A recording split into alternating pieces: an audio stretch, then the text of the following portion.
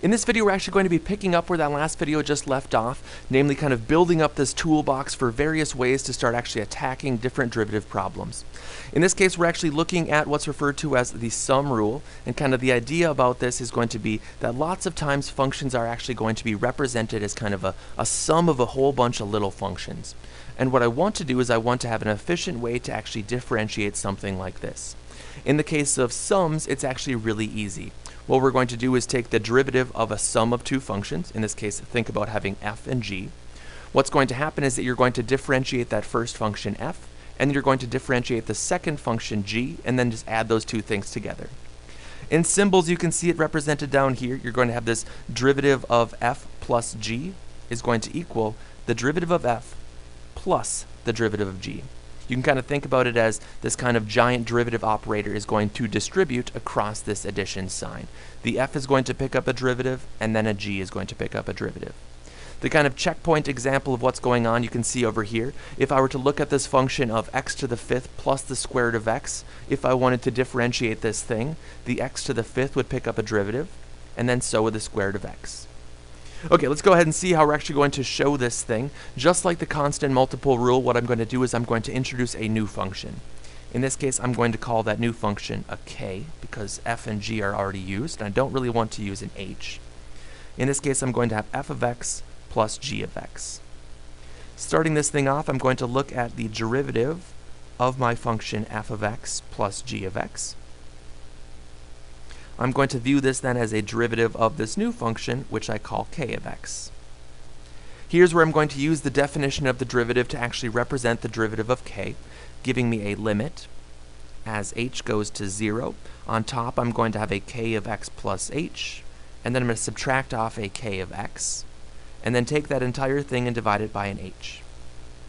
Here's where I'm going to get rid of this kind of dummy variable. This kind of k was just introduced to make this step a little bit easier. What I'm going to do next is just take this k and re-represent it as f's and g's, giving me a limit as h goes to 0. My k of x plus h is going to simply then be f of x plus h plus a g of x plus h, giving me f of x plus h plus g of x plus h. I'm going to subtract off the entire function k then, being really careful with my negative sign here. I'm going to have f of x plus a g of x. Make sure that whole entire expression is being subtracted. And then I'm taking that entire thing and dividing it by an h. Here's where I want to start kind of ripping this thing apart a little bit.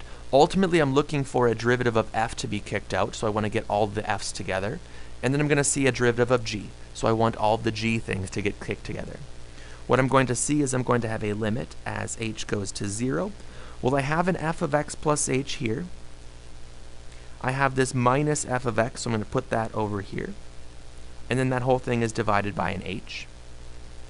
I'm going to add this then to, well, I have my g of x plus h right there. If you view this subtraction sign as being distributed, I'm also going to have a negative g of x. And then that whole thing is divided by an h. What I can do next is I can actually split this thing apart. And that's what makes this whole thing work, is that this idea of a limit where I have kind of two things added together can be split apart as long as both of those two limits actually exist. And in this case, I'm assuming that f and g are actually differentiable functions. So this limit actually splits nicely, which is what makes this whole thing nice. In this case, I'm going to have a limit as h goes to 0. What's left over is going to be an f of x plus h minus an f of x, that whole thing over an h. And then I'm going to add the limit to the second part. This limit as h goes to 0, and then what's left over is going to be a g of x plus h minus a g of x, that whole thing over an h. And you can see what's left over. This first part is exactly the derivative of f, giving me this d dx of f of x. The second part is exactly the derivative of g, which I'm kind of running out of space for, d dx of g of x, giving me exactly the sum rule that I was hoping to see. And you can see that just like the constant multiple rule, really what's happening in this case is that the entire proof is kind of dependent upon just these properties of these limits. This idea that the limit works nicely with sums is going to represent that the derivative works really nicely with sums. Okay, let's actually go ahead and see an example of one of these things. In this case, I have this giant function, which is x to the fourth minus 3x squared plus this 3 square roots of 5 minus a 5x plus a 9. There's this giant expression going on. What I want to do is I want to view this kind of derivative operator as distributing across everything. Formally, when we started this thing, we just introduced what's referred to as a sum rule, but we actually also have a subtraction rule. The way that you can kind of think about this is that if you have f minus g, if you wanted to differentiate this thing, you formally could write this as f plus a negative g, and then differentiate that. Using the sum rule, this is going to be f prime plus a negative g prime, and we know that by the constant multiple rule, that negative sign actually gets kicked out, giving me an f prime minus a g prime. So we do in fact have a sum and a difference formula in this case. You could view this as a plus or minus in that formula if you're interested. Okay, so bringing this differentiable operator across these additions and subtractions now, you're going to see that this introduces a ddx of x to the fourth. I'm going to have a plus this kind of ddx of a negative 3x squared, a plus ddx of a 3 square roots of x, plus a ddx of a negative 5x, and then a derivative of that 9. Next, I'm actually just going to go ahead and bring all these little constants out. The first part actually doesn't have a constant, so that just leaves as a derivative of x to the fourth. I'm going to kick out the negative 3, and here's where you can see that that negative sign, you could either view it as being part of this kind of derivative, or you could have had the negative out here already. You get the same answer either way.